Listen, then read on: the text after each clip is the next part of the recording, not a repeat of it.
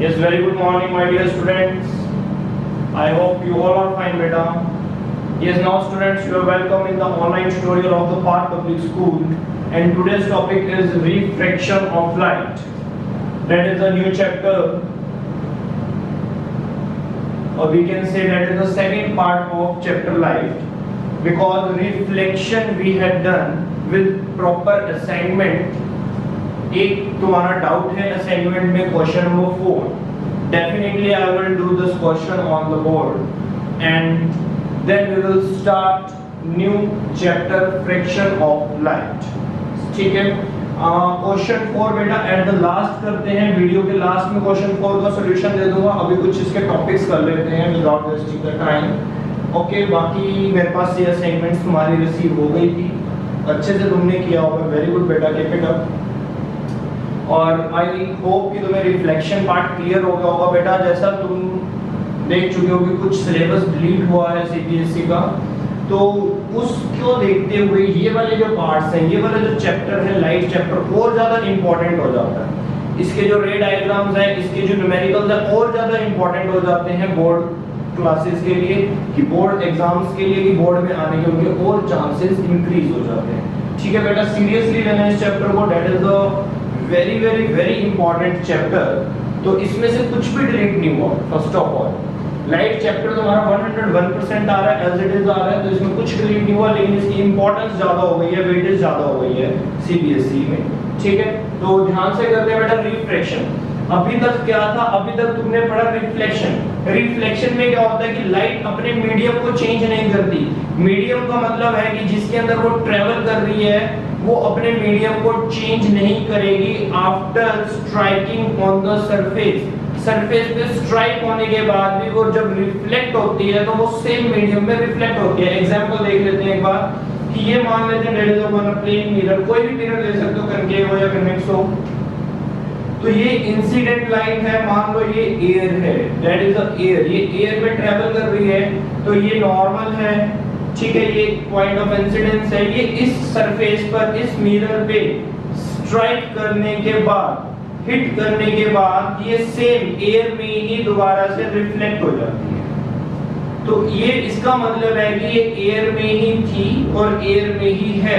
मतलब इसने अपने मीडियम को, मीडियम ऑफ प्रोपेगेशन बोलते हैं. ध्यान से इस वर्ड को सुनो, मीडियम ऑफ प्रोपेगेशन. प्रोपेगेशन का मीन होता है ट्रेवल करना. 9th में भी तुमने किया था ना साउंड के चैप्टर में. ठीक है, ये वर्ड्स तुम्हें पता ऑलरेडी. तो मीडियम ऑफ प्रोपेगेशन जो है in case of the reflection, जो सा चैप्टर तुम कर चुके हो, दैट हैज बीन डन. तो रिफ्लेक्शन में लाइट अपने मीडियम को चेंज नहीं करती. ये था रिफ्लेक्शन. तो जब वो अपना मीडियम चेंज नहीं करती तो बहुत एक इंपॉर्टेंट लॉ है क्या, कि उस जिस एंगल पे वो स्ट्राइक करती है उसी एंगल पे वो रिफ्लेक्ट होती है. मीन एंगल दोनों का सेम रहता है, angle of incidence, angle of reflection. That is the second law of reflection. ये बेटा तुम्हें पता है. ठीक है, सिंपल सी बात है कि रिफ्लेक्शन के अंदर लाइट अपना मीडियम चेंज नहीं करेगी. स्ट्राइक होने के बाद जितने एंगल पे स्ट्राइक करेगी, ये वाला मिरर भी उसको उतने एंगल से ही बाउंस कर देगा. ठीक है, तो दैट मींस ये दोनों एंगल क्या होंगे? सेम होंगे, will remain same to each other, और that is the second of reflection. But in the case of the refraction, refraction में क्या होगा? सबसे पहला पॉइंट, मीडियम चेंज हो जाएगा.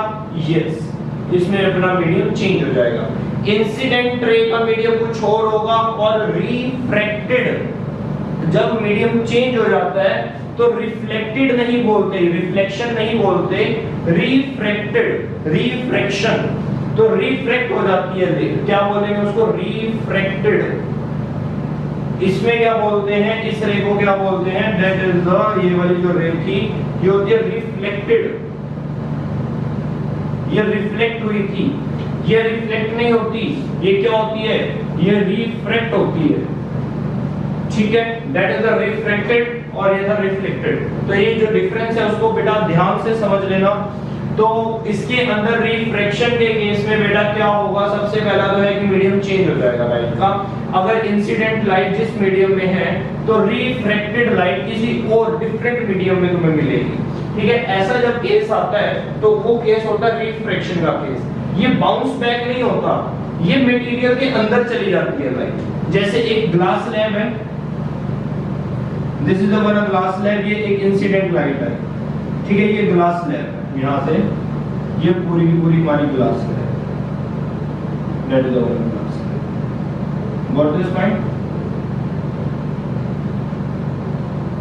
ये ग्लास लैब है बेटा। तो अब ये लाइट ऐसे रिफ्लेक्ट नहीं हो रही है, ये रिफ्लेक्ट नहीं हो रही है। रिफ्लेक्ट का मतलब तो सेम मीडियम हो जाएगा, नहीं, ये रिफ्लेक्ट नहीं होगी। ये कोई भी मीडियम है, मैंने मान लो एयर मान लिया, ठीक है। अब ये रिफ्लेक्ट होकर इसी के अंदर यहाँ पर जिस पॉइंट पे इंसिडेंट, पॉइंट ऑफ इंसिडेंस बोलते हैं बेटा इसको, तो वहीं पर एक नॉर्मल ड्रॉ कर दिया जाता है। नॉर्मल समझते हो ना, जैसे इसमें ये नॉर्मल 90 डिग्री जो मिरर के साथ 90 बनाता था, अब ये ग्लास के साथ 90 बना रहे, देख सकते हो। तो ये नॉर्मल ड्रॉ कर लिया जाता है और इस लाइट को इसके अंदर ट्रेवल करवाया जाता है। देखो बेटा, इंसिडेंट लाइट थी तुम्हारी एयर मीडियम में, और ये जो रिफ्रैक्टेड है, रिफ्रैक्टेड ये किसमें आ गई? ग्लास में। मीडियम बदलेगा तो ये कौन सा फिनोमिना आ गया तुम्हारे सामने? That is the refraction phenomena. Point क्या है यहाँ पर, ध्यान से देखना बेटा, मैं तुम्हें बता रहा हूँ। कुछ इसके अंदर अब हिंट्स मिलेंगे तुम्हें, कुछ ट्रिक्स मिलेंगे और कुछ इसके पॉइंट्स मिलेंगे, ध्यान से सुनते जाना। अगर तुम उन्हें नोट करना चाहो तो कहीं नोट कर सकते हो, ठीक है। तो बेसिकली नोट्स मिलेंगे, लेकिन कुछ पॉइंट्स जो तुम्हें अच्छे लगे वो नोट कर लेना। तो इसमें बेटा ये इंसिडेंट रे है, इंसिडेंट रे तो उसको बोलते हैं जो किसी सरफेस पे स्ट्राइक करती है, फॉल करती है, गिरती है, तो that is the incident ray. और उस पॉइंट पे हमने नॉर्मल ड्रॉ कर दिया, दैट इज द नॉर्मल, ठीक है, गुड। ये इंसिडेंट हो गया, ये नॉर्मल हो गया। अब ये वाली रे, देखना ध्यान से, कांसेप्ट समझना। ये वाली जो लाइट आ रही थी लाइक दिस, स्ट्रेट लाइन में रखा हुआ मैंने इसकी, अभी तक इसके जो ट्रैक है, इसकी जो पाथ है, उसके पाथ को चेंज नहीं किया, स्ट्रेट रखा है, बिकॉज हम पढ़ चुके हैं कि light travels in a straight line, ठीक है, इट्स ओके। बट कब होता है वो फिनोमिना हमारा एप्लीकेबल? वो तब होता है जब लाइट अपने मीडियम को चेंज नहीं करती। जैसे ये एयर में है, तो एयर में लाइट हमेशा स्ट्रेट ही ट्रेवल, मतलब सिंगल मीडियम में, डिफरेंट मीडियम की बात नहीं कर रहा हूँ, सिंगल मीडियम के अंदर लाइट स्ट्रेट पाथ पे ही ट्रेवल करती है। कभी भी लाइट ऐसे, मतलब कोई भी मीडियम है उसके अंदर लाइट ऐसे ऐसे ऐसे ऐसे ट्रेवल करके नहीं आएगी, ठीक है, अभी तक। बाकी जब 12th में जाओगे तो कुछ फिनोमिना चेंज होंगे, देखना तब। लेकिन ये जो तुम्हारी लाइट चैप्टर है, इसको बोलते हैं पार्टिकल नेचर, ठीक है, इसलिए ये रे ऑप्टिक्स होता है। इसका प्रॉपर नेम पता है क्या है? इस चैप्टर का प्रॉपर नेम है हमारा रे ऑप्टिक्स। 12th में चले जाओगे फिर वहां पर तुम पढ़ोगे wave optics, ray optics as well as the wave optics. तो थोड़ा सा इस चीज को ध्यान में रखना। अभी हमने इस पे ध्यान करना है। रे ऑप्टिक्स है तो तब तक हमारी लाइट स्ट्रेट ट्रेवल कर रही है, स्ट्रेट लाइन में ट्रेवल कर रही है इन अ सिंगल मीडियम, ठीक है जी। तो यहाँ पर ये इंसिडेंट लाइट एयर में है, ये नॉर्मल है। उसके बाद ग्लास में जब लाइट आएगी तो सोच कर देखना, लाइट की स्पीड चेंज हो जाएगी, और जब लाइट की स्पीड चेंज होगी तब लाइट अपने पाथ से डिस्ट्रैक्ट हो जाएगी। कैसे देखते हैं? एयर के अंदर, वैक्यूम के अंदर या फ्री स्पेस में, वैक्यूम हो गया, फ्री स्पेस हो गया, जैसे बेटा साउंड चैप्टर नहीं पढ़ते थे तुम, ऐसा एयर है, फ्री स्पेस है, वैक्यूम है, इसके अंदर लाइट की स्पीड बेटा मैक्सिमम होती है। और हम सबको पता है कितनी होती है, तो उसका आंसर है 3 × 10⁸ मीटर पर सेकंड होती है,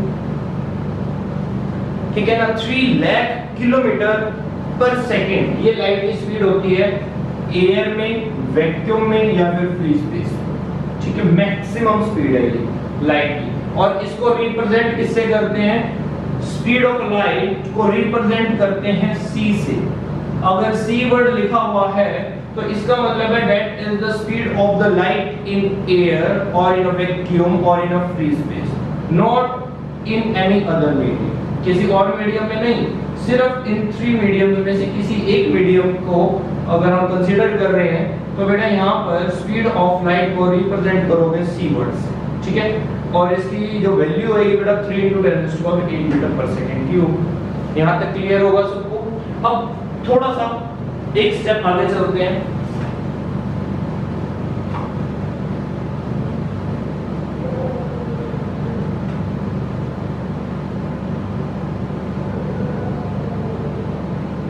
यस बेटा, हमने कहा कि यहाँ पर जो लाइट है, जो इंसिडेंट रे है वो एयर में है, लेकिन जब वो ग्लास में एंटर करती है तो उसकी स्पीड डेफिनेटली कम हो जाएगी, क्योंकि एयर में तो मैक्सिमम है बेटा। किसी और मीडियम में अगर वो लाइट ट्रेवल करती है, ग्लास है, वाटर है, ऑयल है, डायमंड है, कोई भी अदर मीडियम है, तो वहां पर इसकी स्पीड कम हो जाएगी। और जब जब लाइट की स्पीड कम हो, ध्यान से सुनो इस लाइन को, तब तब लाइट क्या करती है, तब तब लाइट बेंड कर जाती है किसकी तरफ, नॉर्मल की तरफ। अगर उसकी स्पीड थोड़ी सी कम हो रही है, मतलब चेंजेस कम आ रहे हैं, ज्यादा चेंज नहीं हो रही इन अदर मीडियम, तो वो कम बेंड करेगी। अगर लाइट की स्पीड बहुत ज्यादा चेंज हो रही है तो वो ज्यादा बेंड कर जाएगी। तो दैट मींस मतलब जो बेंडिंग ऑफ लाइट है, बेंडिंग ऑफ लाइट अपने आप में एक इंडिकेशन है कि लाइट की स्पीड कितनी कम हुई है अनदर मीडियम में। मतलब एयर से जब वो ग्लास में एंटर कर रही है तो उसकी बेंडिंग को देखकर, उसके एंगल को देखकर तुम बता सकते हो कि उसकी स्पीड कितनी कम हुई है। तो इस चीज का ध्यान रखना, bending of light in any other medium indicates the amount of change in the speed of light in that medium, कि कितनी अमाउंट में स्पीड चेंज हो रही है लाइट की उस मीडियम में। क्लियर हो रहा है पॉइंट? तो थोड़ा सा इधर आ जाते हैं, दोबारा ड्रॉ करते हैं। ये इंसिडेंट लाइट है बेटा, बेटा बहुत इंटरेस्टिंग चैप्टर है, मजेदार, समझना तुम्हारा काम है। और इस पे लास्ट टाइम बोर्ड में क्वेश्चन भी आया हुआ था, अभी वो क्लियर हो जाएंगे तुम्हारे सारे क्वेश्चन। ठीक है बेटा, ये नॉर्मल बन गया और ये एक मीडियम एयर ले लेते हैं, ये मीडियम ग्लास ले लेते हैं। ठीक है, तो मुझे पता है कि बेसिकली मेरी लाइट को ऐसे जाना था, स्ट्रेट जाना था। ये स्ट्रेट कब जा सकती थी, ये स्ट्रेट तब जा सकती थी अगर इसकी स्पीड चेंज ना होती। अगर इसकी स्पीड चेंज ना होती तो ऑब्वियसली कि ये फिर ग्लास नहीं, ये एयर होगा, क्योंकि जितनी स्पीड एयर में थी उतनी ही स्पीड यहाँ पर है, तो दैट मींस ये वाला मीडियम भी एयर है। अगर स्पीड चेंज नहीं हो रही तो समझ जाओ कि मीडियम भी चेंज नहीं हो रहा। और जब तक स्पीड चेंज नहीं होगी तब तक लाइट अपना ट्रैक चेंज नहीं करती, स्ट्रेट लाइन में रहती है। ठीक है, हमने मान लिया कि इस लाइट को ऐसे स्ट्रेटली क्रॉस करना था, लेकिन वो नहीं कर पाई, बिकॉज जब वो यहाँ पर स्ट्राइक करती है उसके बाद ग्लास स्टार्ट हो जाता है और ग्लास में उसकी स्पीड कम हो जाती है। स्पीड कम होने की इंडिकेशन है कि लाइट जो है ऐसे जानी थी वो ऐसे ना जाके थोड़ा सा इस नॉर्मल की तरफ बेंड हो जाएगी। जितना ज्यादा बेंड होएगी तो दैट मींस उतनी ज्यादा स्पीड कम हो गई है उसकी, ध्यान रखना। तो मैं लाइट को ऐसे दिखाऊंगा, लाइक दिस। तो ये डॉटेड नहीं दिखानी, मुझे क्या दिखाना है, मुझे ये दिखाना है। ठीक है, तो इसको बोलते हैं दैट रे इज नॉन एज, ये वाली बेटा जो रे है इसको बोलते हैं रिफ्रैक्टेड रे, रिफ्रैक्टेड रे। ठीक है, ये है रिफ्रैक्टेड रे और ये तो तुम्हें पता ही है, this is the incident ray. Very good. क्या होता था बेटा कि जब हम बात करते थे रिफ्लेक्शन की तो ये इंसिडेंट रे होती थी और ये नॉर्मल होता था, ये उतने ही एंगल पर मिरर उसको वापस बाउंस कर देता था, मतलब angle I is equal to angle R होता था। इस केस में ऐसा नहीं है। इस केस में मैं तुमसे बार बार कह रहा हूं कि लाइट जितना ज्यादा बेंड करेगी उसकी स्पीड उतनी ही ज्यादा डिक्रीज हो जाएगी। ठीक है, इसको देखने का स्पेशल एक वर्ड भी है हमारे पास, अभी आएंगे उस वर्ड पे कि उसको क्या बोलते हैं। ठीक है, अभी थोड़ा सा स्टेप बाय स्टेप चलेंगे। ठीक है बेटा, जो नॉर्मल है और जो इंसिडेंट रे है इसके बीच में एंगल ऑफ इंसिडेंट बनता है, नॉर्मल में और इंसिडेंट रे के बीच में। अब इसको अगर मैं हटा देता हूं बेसिकली तो क्या होगा, ये इसको हटा देते हैं। ठीक है, ये बन गया डायग्राम। तो ये वाले जो रिफ्रैक्टेड रे है और ये जो नॉर्मल है इसके बीच में बनेगा एंगल R। अब ये एंगल ऑफ रिफ्लेक्शन नहीं है, ये एंगल ऑफ रिफ्रैक्शन है। that is the angle of refraction, that is the angle of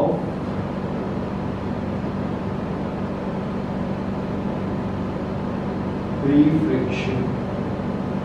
ये पॉइंट क्लियर हुआ बेटा तुम्हें? अब दूसरा ये है कि ये angle I is equal to angle R नहीं होता। क्यों? अगर angle I is equal to angle R हो गया तो इसका मतलब लाइट ने अपने एंगल को चेंज ही नहीं किया, वो स्ट्रेट आ गई। अगर वो स्ट्रेट आएगी तभी तो ये वर्टिकल ऑपोजिट एंगल इक्वल होंगे। ऐसे बना देंगे ना फिर हम ये लाइक दिस, मैं यहाँ पे ड्रॉ कर देता हूँ, ये नॉर्मल है, ये कैसे लाइन आ रही है, ये वाला एंगल और ये वाला एंगल कब इक्वल हो सकता है? देखो ये वर्टिकल ऑपोजिट एंगल दिख रहे हैं तुम्हें, ठीक है, ये इक्वल हो जाएंगे, लेकिन ये वाली लाइन अगर बेंड नहीं हो रही तो। लेकिन हमने तो यहाँ से इस लाइन को ऐसे बेंड कर दिया, अगर बेंड कर दिया तो मतलब ये वाला एंगल कम हो गया, देखो ऐसे हो गया। तो जितना ज्यादा लाइन बेंड करेगी, जितना एंगल ये ज्यादा छोटा बनेगा, उतनी ही इसकी स्पीड कम हो गई, मतलब इस मीडियम में जिसमें वो ट्रैवल कर रही है। आई होप कि तुम्हें ये पॉइंट क्लियर हुआ होगा बेटा। इन द केस अगर कोई डाउट है तो वो तुम मुझसे व्हाट्सएप पे क्लियर कर देना, ठीक है। चलिए, तो एंगल ऑफ रिफ्रैक्शन समझ आ गया तुम्हें। और अब ये ध्यान रखना, एंगल ऑफ इंसिडेंस और एंगल ऑफ रिफ्रैक्शन इक्वल नहीं होता, नॉट इक्वल होता है। तो ये कितना बेंड होगा, कहने का मतलब है एंगल I से ये वाला एंगल कितना छोटा होगा, इसको कैसे कैलकुलेट करें। अब angle I is equal to angle R, तो हमारा सेकंड लॉ ऑफ रिफ्लेक्शन बन गया था। तो इस रिफ्रैक्शन के क्या कुछ लॉज हैं जैसे रिफ्लेक्शन के थे? तो आंसर है यस है। तो कितने हैं? आंसर है 2। जैसे उसमें भी 2 थे तो इसमें भी 2 लॉज हैं, law number 1 and law second. अब लॉ फर्स्ट बिल्कुल सेम है जो उसमें था। क्या है सुन लेना एक बार, फिर लिखेंगे उस चीज को, नोट्स में मिल जाएगा। क्या है? Light ray of incident ray, ये बोल सकते हैं, that is the incident ray, normal and refracted रे all will lie on the same point, that point is known as the point of incidence। तीनों फिर से एक ही पॉइंट पर आ रही है, देखो, इंसिडेंट, नॉर्मल, रिफ्रैक्टेड, ठीक है। सिर्फ फर्क इतना है कि इनका एंगल सेम नहीं है। क्यों? क्योंकि स्पीड चेंज हो जाती है। अगर स्पीड सेम होएगी तो एंगल सेम होगा, उसका मतलब लाइट सीधी जा रही है, अपना ट्रैक चेंज नहीं करती, ध्यान रखना। तो अब यहाँ पर अगर स्पीड चेंज हो रही है तो एंगल डेफिनेटली चेंज होगा। जितना ये वाला एंगल ऑफ रिफ्रैक्शन कम होगा, जितना छोटा होगा, जितना लेस होगा एंगल ऑफ इंसिडेंस से, उतनी ही लाइट को उस मीडियम में चलने में प्रॉब्लम हो रही है, उसकी स्पीड उतनी ही कम हो रही है। ध्यान रखेंगे बेटा, इस पॉइंट का अच्छे से ध्यान रखेंगे। किसी को यहाँ तक कोई डाउट है तो मुझसे बता सकते हो। आज का जो तुम्हारा बेटा होमवर्क रहने वाला है वो क्या रहेगा? होमवर्क तुम्हें मैंने बेटा कंसेप्ट क्लियर किया है, तो तुम क्या क्या आज करोगे एज अ होमवर्क? तो तुम करोगे इसके 2 डेफिनेशंस, लॉज लिखोगे। लॉ नंबर फर्स्ट बुक उसमें मिलेंगे ये तुम्हें, लॉ फर्स्ट की डेफिनेशन लिखोगे, लॉ सेकंड की। अभी तो चैप्टर स्टार्ट हुआ, धीरे धीरे सब कुछ होगा, ठीक है। तो ये काम बेटा तुम करोगे इसके अंदर, लॉ फर्स्ट एंड लॉ 2 इनकी डेफिनेशन तुम लिखोगे। और बेटा एक मैं डायग्राम यहाँ पे ड्रॉ कर देता हूँ, उस डायग्राम को तुमने बहुत नीटली ड्रॉ करना है, ठीक है। लॉज लिखने हैं और फिर लॉज लिखने हैं, परेशान नहीं होना, समझाऊंगा मैं, अभी तुम्हें समझ नहीं आएगा। लॉ फर्स्ट लॉ तो मैंने बता दिया, सेकंड लॉ को समझना थोड़ा सा अलग है, और सेकंड लॉ ही इसमें सबसे इंपॉर्टेंट लॉ भी है, ठीक है। बहुत इंटरेस्टिंग चैप्टर होने वाला है, तो समझते हैं, धीरे धीरे समझेंगे। अब मैं तुम्हें वो तुम्हारा जो डाउट था क्वेश्चन नंबर 4 का, काफी स्टूडेंट्स का डाउट था मेरे पास कि सर क्वेश्चन नंबर 4 नहीं हुआ हमसे, तो बेटा मैं क्वेश्चन नंबर 4 यहाँ पे सॉल्व करवा रहा हूँ तुम्हें। असाइनमेंट को क्वेश्चन नंबर 4 वो दिया था मैंने, ठीक है। आज का होमवर्क तुम्हारा कुछ खास होमवर्क नहीं है, सिर्फ 2 डेफिनेशंस तुम्हें लिखनी है, समझना नहीं है। फर्स्ट को तुम समझ जाओगे, ठीक है। डायग्राम एक तुम्हें मैं बनवा रहा हूँ, ड्रॉ कर लेंगे, और लॉ 2 को लिख लेंगे। दैट इज, मैं इसका ऑलरेडी नाम बता देता हूँ, इसको बोलते हैं स्नेल्स लॉ। सबसे इंपॉर्टेंट लॉ है हमारा रिफ्रैक्शन के अंदर, स्नेल्स लॉ, ठीक है। तो ये बेटा स्नेल्स लॉ है। चलिए एक डायग्राम बना लेंगे यहाँ पर हम, ताकि हमें सारे पॉइंट्स क्लियर रहें। इलैबोरेट कर देंगे उस डायग्राम को, that is the incident ray. यहाँ पर एक बहुत अच्छे से नॉर्मल ड्रॉ करेंगे, ये नॉर्मल हो जाएगी, ये लाइक दिस, ये एंगल R हो जाएगा बेटा, ये एंगल I हो जाएगा। ठीक है, तो इसको इलैबोरेट कर देंगे। That is the incident ray, this is the normal, this is the refracted रे, दिस इज द एयर। इसको हम एयर को ऐसे लिख सकते हैं, medium of incident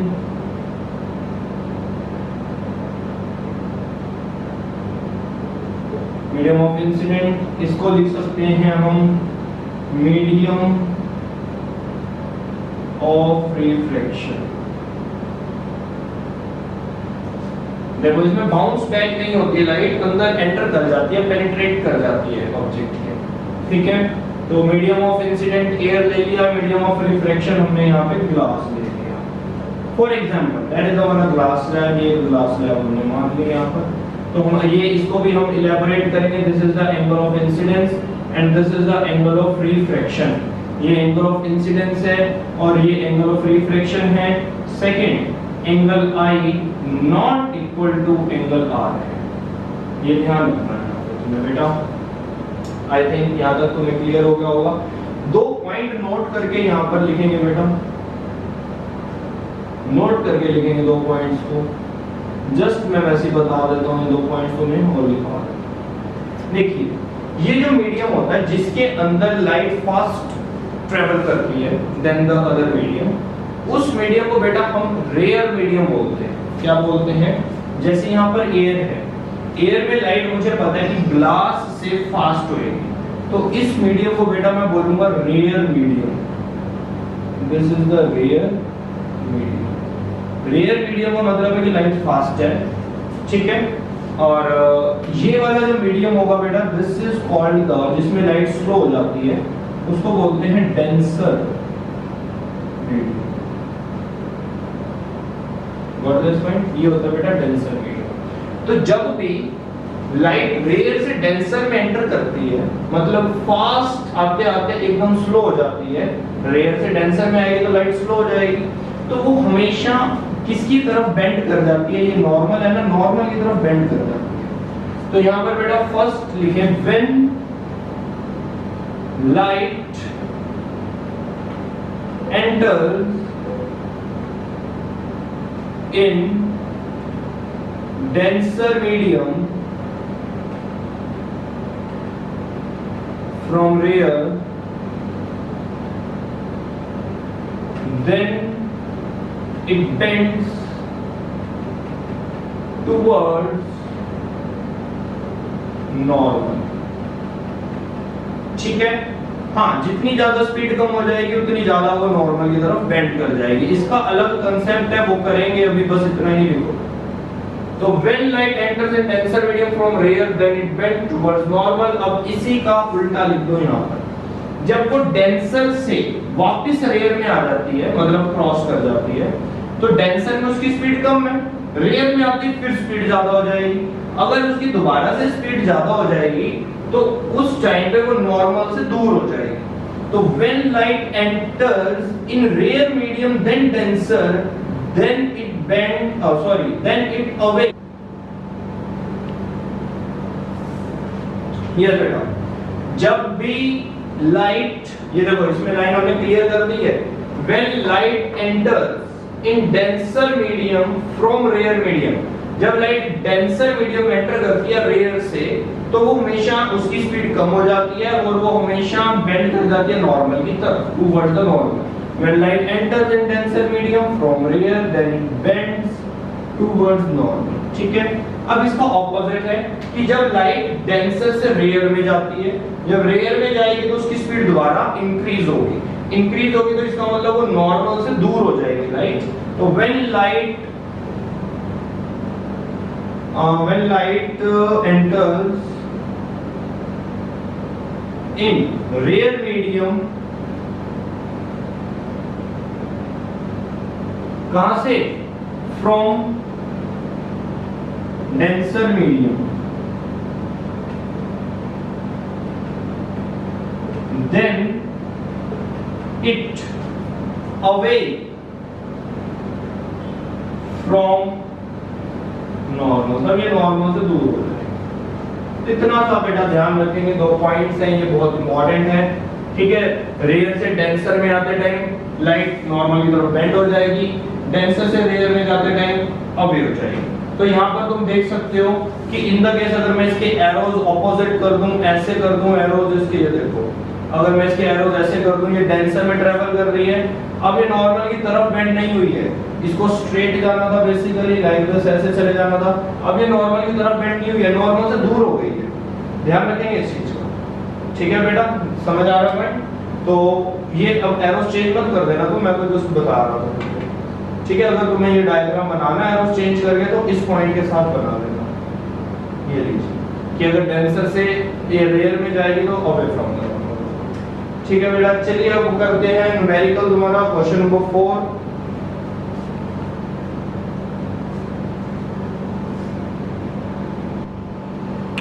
Yes students, this is your question.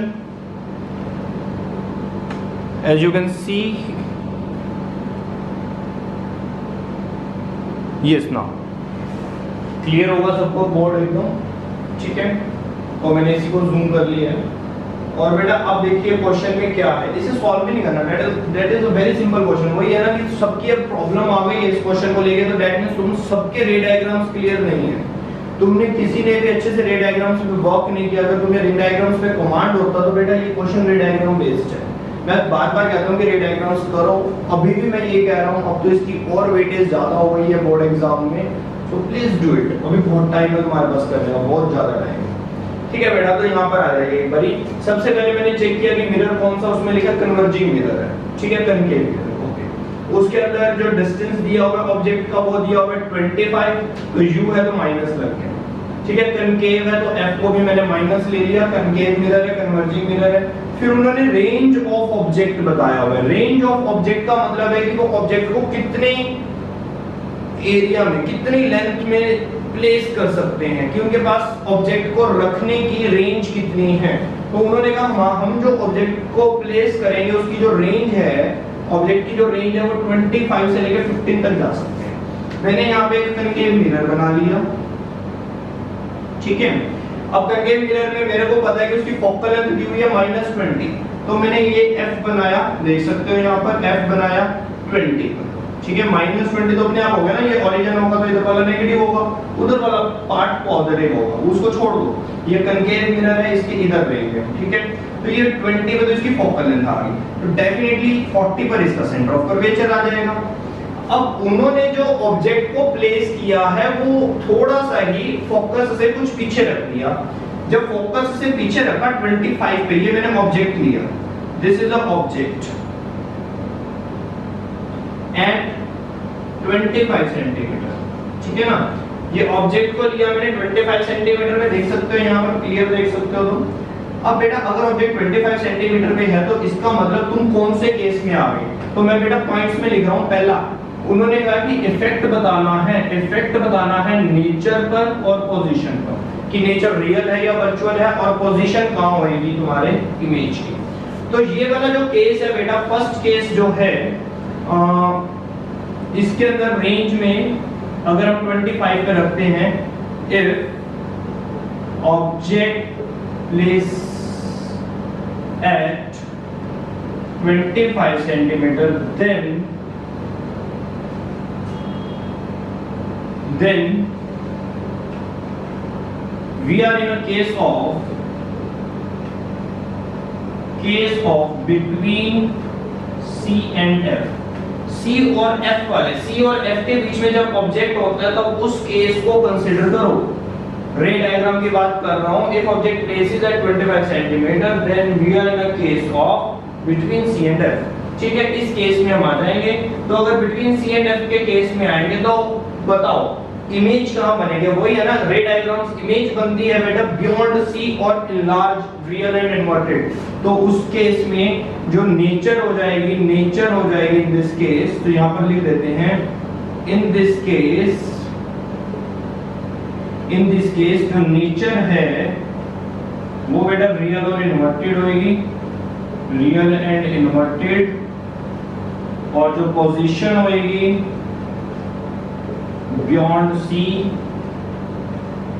ठीक है, और जो साइज होगा वो एनलार्ज होगा।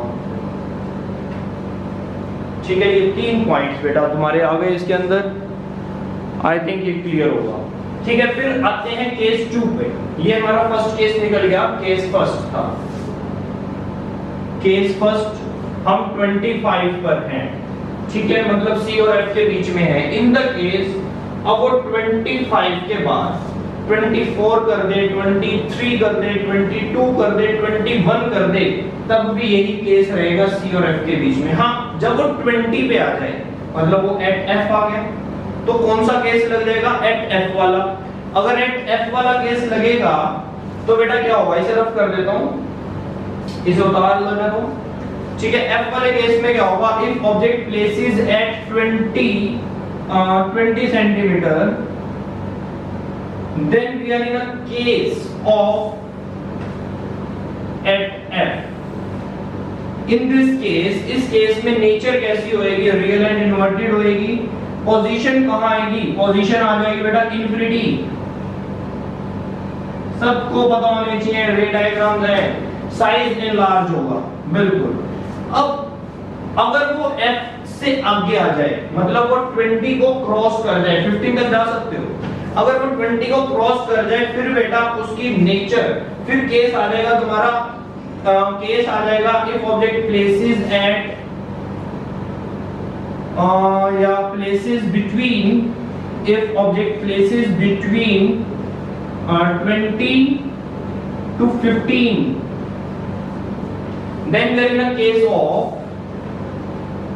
अगर वो 20 के आगे और 15 से पहले, मतलब between P and F वाले केस में आ गए, if object places between 20 to 15,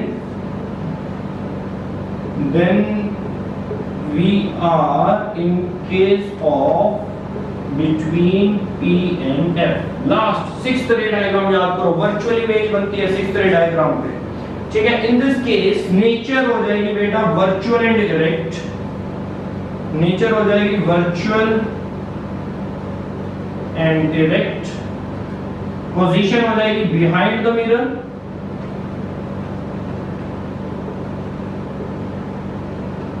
behind the mirror, size हो जाएगा large,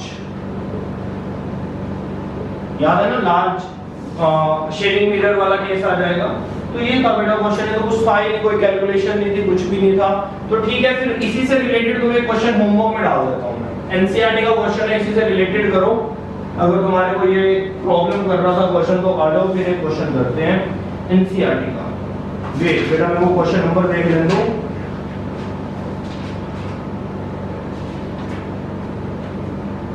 just wait.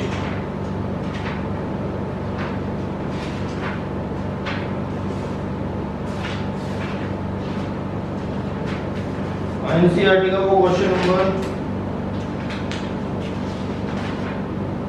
NCERT back exercise का क्वेश्चन है। I know, question number check कर लेते हैं।